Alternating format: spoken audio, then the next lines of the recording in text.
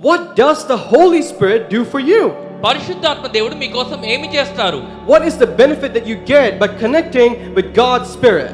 దేవుని ఆత్మతో అనుసంధానం చేయబడడం ద్వారా నీకు కలిగే ఉపయోగం ఏంటి?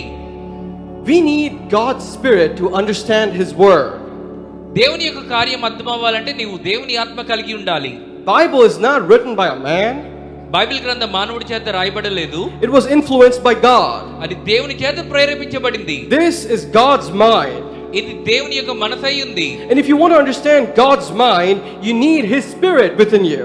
నీవు దేవుని మనసు తెలుసుకోవాలంటే నీలో దేవుని ఆత్మను కలిగి ఉండాలి. John chapter 14 verse 26. యోహాను రాసిన సువార్త 14వ అధ్యాయం 26వ వచనం. It says, "But the Comforter, which is the Holy Ghost, whom the Father will send in my name, he shall teach you all things and bring all things to your remembrance, whatsoever I have said unto you." ఆదరణకర్తగా అనగా తండ్రి నా నామమున పంపబోవు పరిశుద్ధాత్మ దేవుడు సమస్తం మీకు బోధించి నేను మీతో చెప్పిన సంగతులన్నీ మీకు జ్ఞాపకంకు తెచ్చును. He will not only teach you how to learn the Bible, he will not only teach you how to conduct your life, he will protect you and he will guide you.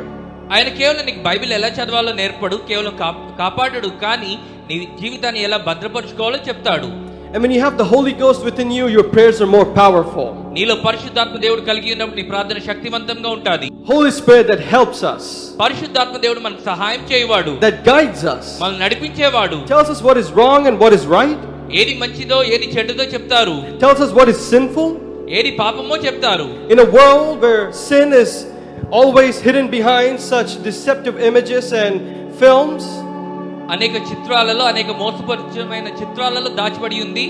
sins that are so well hidden that even a Christian cannot identify. అవి ఎంత చక్కగా దాచిపడ్డాయంటే క్రైస్తవుడు కూడా దాన్ని గుర్తించలేడు. These are the times why you need the Holy Ghost within you.